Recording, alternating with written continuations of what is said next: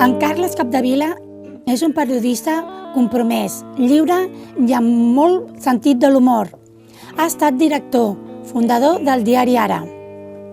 Va deixar el càrrec el passat mes de novembre per dedicar-se a lluitar contra un càncer. Després d'operar-se, continua escrivint al diari i fent conferències. Fa anys va dirigir i presentar el programa Eduqueu les criatures a Catalunya Ràdio. I és que l'educació és una de les passions d'en Carles. Acaba d'escriure Els arrugats, un conte inspirat en la història d'en Lluís, un noi amb discapacitat intel·lectual. Fa poc l'han distingit amb el Premi Ciutat de Barcelona de Comunicació. Carles Capdevila, bon dia. Bon dia. Quantes coses que saps de mi, escolta. És que em teniu ben controlat, Felicitats pel premi. Li ha fet il·lusió? M'ha fet molta il·lusió el premi, m'ha fet molta il·lusió. Saps què m'ha fet molta il·lusió? Que hi ha molta gent contenta de que me l'hagin donat. Saps? Que normalment quan donen un premi també penses que hi ha gent que li farà, que tindrà enveja o això, i en canvi hi ha molts mestres, molts pares que diuen que bé que l'hagis guanyat, i això em fa il·lusió, perquè que algú s'alegri que et vagin bé les coses fa il·lusió, no? I després també em fa molta il·lusió que jo soc periodista, però fa molts anys que intento que als llocs on vaig jo es parli bé de l'educació. I aleshores, com que me'l donen per això, perquè intento que els diaris grans, que les ràdios, que les teles parlin bé i a favor i en positiu sobre l'educació, doncs clar, encara em fa més il·lusió. Ha dit que donarà els diners del premi a la lluita contra el càncer. Sí, quan tens un regal, perquè això és un regal, no? Vull dir que de cop el premi és un regal. I de cop vaig saber que aquest premi et donen 7.000 euros, que 7.000 euros està bé, vull dir, pots fer coses amb 7.000 euros. I aleshores, clar, jo quan em van diagnosticar el càncer, és una cosa, és fotut que et diguin això, no? Perquè és una malaltia greu. I aleshores em van dir, però estàs molt de sort, perquè la Vall d'Hebron, que és l'hospital que em porten a mi, és dels millors d'Europa. Investiguen molt allà, no? I vaig pensar, ostres, quina sort, que porten molts anys investigant, saben ja molt bé com curar-lo, i ara a mi m'estan curant. Però com que cada dia més gent té càncer, el meu càncer, que és de còlon, és un càncer que el té molta gent, cada vegada el té més, no? I aleshores vaig pensar, quan em van donar aquests 7.000 euros, vaig pensar, home, doncs aquests 7.000 euros jo els donaré a la Vall d'Hebron perquè investiguin més i perquè els pròxims que el tinguin, perquè cada dia hi ha gent que li diagnostiquen un càncer, no? Dèiem, els pròxims que el tinguin, doncs es trobin que a Barcelona i en aquest hospital públic, que hi pot anar tothom, que és una cosa molt important que tenim, hospitals que hi pot anar tothom, no? Doncs continuïn sent pioners en investigar. Pensa que els millors hospitals del món venen a veure com ho fa la Vall d'Hebron, és a dir, que és un hospital dels millors. No? Com es troba? Avui molt content d'estar aquí amb vosaltres. La veritat és que em trobo bé. El càncer és una malaltia que el que té un problema, que és que el tractament és bastant dur, no? I aleshores jo ara estic en una fase de tractament en què hi ha dies que estic més cansat, hi ha dies que no puc treballar tant, però em trobo bé. I també té un avantatge, que és estrany dir-ho així, que quan estàs malalt, de cop descobreixes que hi ha gent que es preocupa per tu, que t'estima, i ara la gent m'abraça més, i m'agrada molt que m'abracin. I per tant té un avantatge, que és que em sento més cuidat, no? Jo tinc 4 fills, i ara els 4 m'abracen més, i per tant tinc la sensació de que primer em curaré, que això és molt important, i segona, que ara em toca uns mesos no trobar-me tan bé, perquè el tractament és més complicat, però em sento que la gent em cuida, no? Vull dir que també està bé de tant en tant. Jo porto molts anys treballant, ara a vegades estic al llit i els meus fills em cuiden, també està bé. I els he cuidat molt, doncs ara que em cuidin ells. Li ha canviat molt la manera d'entendre la vida? Sí, això és una cosa que passa, clar. Normalment no hi penses, no, en aquestes coses. Jo dirigia aquest diari a l'Ara i treballar moltes hores, normalment no hi penses amb la mort, en què et pots morir, en aquestes coses intentes no pensar-hi. Quan hi penses, perquè no tens més remei, doncs de cop t'adones que hi ha coses que et venen més de gust fer, no? Jo, per exemple, a part t'ho necessito, però ara, com que tinc 4 fills, doncs ara estic molt més amb ells, estic molt més amb els meus amics, és a dir, que sí que m'ha canviat, que tinc més ganes d'ajudar a la gent, saps? Com que a mi m'ajuda molta gent, doncs pensaré, home, ja que a mi m'ajuda molta gent ara i em sento que hi ha molta gent preocupada per mi, doncs dic que vaig a preocupar-me pels altres, no? Bàsicament m'ha canviat això, m'ha canviat que ara entenc molt millor a tothom que pateix, que hi ha molta gent que pateix, no? Encara que poden tenir una altra malaltia, poden tenir un problema, poden estar a l'atur, no? Em sento molt més a prop de la gent que pateix i això és maco. I sent periodista és molt important. Els periodistes a vegades estem més pendents dels alcaldes, dels presidents, dels banquers, que de la gent que pateix, no? I ara jo sí que tinc molt clar que, com que vaig a l'hospital i veig molta gent que pateix, que em vull dedicar més a parlar de la gent que ho passa malament, que no els que ho passen bé, que els que ho passen bé, escolta, doncs ja tenen aquesta sort, no cal parlar-ne tant, no? Vostè és molt optimista. Et pot ser quan està passant per això? Sí, és obligatori. Jo crec que ser optimista, jo dic sempre que és recomanable, no? Ser optimista està bé. És millor ser optimista que pessimista. Quan passes per un moment dolent, no és que estigui bé, és que és obligatori. O sigui, jo trobo que és obligatori. I a més, ajuda, segur. És a dir, que pot passar de tot, però vull dir que si tu tens ganes de que això vagi bé, és més fàcil que vagi bé. A més, si ets optimista, tens més amics. O sigui, perquè a la gent li agrada estar amb una persona optimista. Si ets pessimista, si tu quedes amb un i et veient avui fa fred, avui fa calor, avui no sé què, tu et penses quin rotllo, per quedar amb aquest et fa mandra. Si ets optimista, quedes amb algú i dius no sé què, tot, i la gent té més ganes de quedar amb tu. A mi el que m'agrada més és la gent. Estar amb gent i tot, aleshores, clar, surt a compte ser optimista. Alguns de nosaltres ens feia cosa preguntar-li per la malaltia. Ah, sí? Doncs no heu fet res més de moment, eh? Vull dir que si no us arriba a fer cosa, portem 10 minuts aquí parlant de la malaltia, eh? Vull dir que... No, per què us feia cosa? No sé, una mica. Home, no és una cosa que agradi molt, és un tema molt sensible. Sí. Sí, però la vida està plena de coses sensibles i a mi no em fa res que em pregunteu i a més jo n'he parlat sempre. A mi em van dir, quan em van dir que tenia malaltia, em vols parlar? I vaig dir sí, que em vull parlar, perquè com que hi ha molta gent que la té, a vegades jo parlant-ne ajudo a altra gent que la té i li fa més vergonya parlar-ne, això, no? I jo crec que n'hem de parlar més. És a dir, que n'hem de parlar amb normalitat, però també hem d'explicar a la gent que el càncer, que és una malaltia molt greu, hi ha molta gent, molta, que se'n surt, perquè si no, clar, si només parlem cada vegada que es mor algú de càncer, no? Després, quan et diuen càncer, doncs també li hem de dir a la gent que tenim uns metges boníssims, que està ple de gent, i m'ha escrit molta gent. Quan jo vaig dir que tenia càncer, sabeu què em va passar? Que vaig rebre 5.000 correus, 5.000. Vaig fer un article i l'endemà tenia 5.000 correus, els tinc tots impresos i enquadernats, 5.000. I 2 o 3.000 d'aquests, jo el vaig tenir fa 10 anys i estic viu, jo el vaig tenir fa 20 anys i estic viu, i jo vaig pensar, home, doncs, hi ha 2.000 persones que m'expliquen que l'han tingut i se n'han sortit, vaig pensar que bé. Li va costar molt renunciar a la direcció del diari Ara? Home, fa pena, perquè aquest projecte el vaig fundar jo i són 5 anys de la meva vida i és un projecte molt maco, l'Ara, i jo n'estic molt orgullós. Però per sort no tenia més remei, vull dir que, saps? I alguna hora ja ho volia deixar, perquè jo trobo que els directors, els que manem, també hem d'anar canviant, no? Vull dir que a vegades ens costa, i jo portava un temps pensant, potser hauries de canviar de feina, però costa molt. Si t'agrada molt la feina, és una feina important, no? I en aquest cas, com que vaig tenir la sort que em van dir, home, has d'estar uns mesos que no podràs treballar tantes hores, que faràs menys hores. Vaig dir, doncs, escolta, deixem-ho. I ara han posat una directora molt bona, que es diu Esther Vera, i a mi també m'agrada que hi hagi un nou director, saps, que facin noves coses, vull dir que...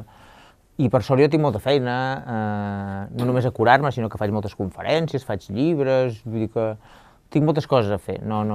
Trobo una mica a faltar, però tinc moltes idees per fer els pròxims... Jo tinc 50 anys i ara he decidit què faré els pròxims 50. Als 100 em retiraré, si us sembla bé. Sí, no. Perquè trobo que més de 100 trobo que és massa, però jo fins als 100 ara ja estic pensant... Fins als 50 has fet això, dels 50 als 100, i vaig pensant quins llibres faré i tot. I després, si voleu, quedem quan faci 100 anys i feu... Aquí mateix, potser no hi serà això, eh? Nosaltres 4 hi serem segur, però potser l'edifici no, eh? Vull dir que podem quedar a un altre lloc. Quan va comunicar la seva renúncia a la redacció, va fer un discurs i va dir que el poder havia fet patir molt. Com exactament? Home, la gent que mana, que els que manen bàsicament són els que tenen més diners, no? Això és una cosa que ja sospitava però que ho he vist, no? La gent que té més diners al món és la que mana.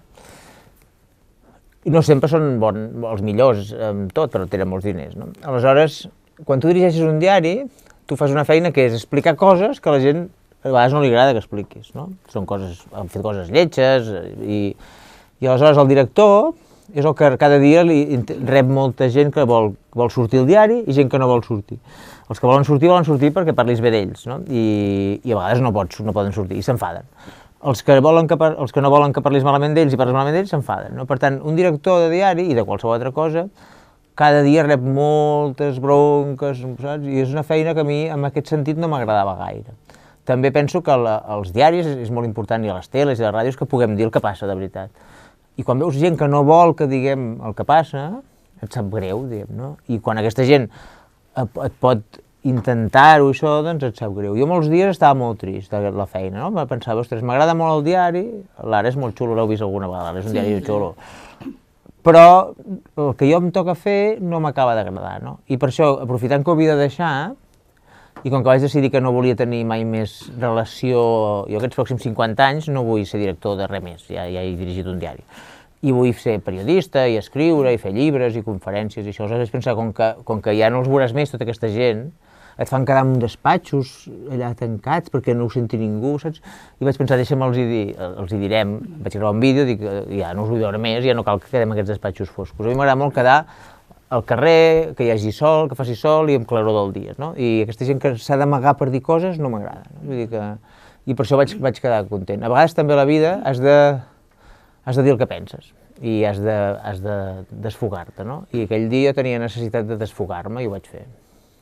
La seva conferència, Educar amb humor, és tot un fenomen.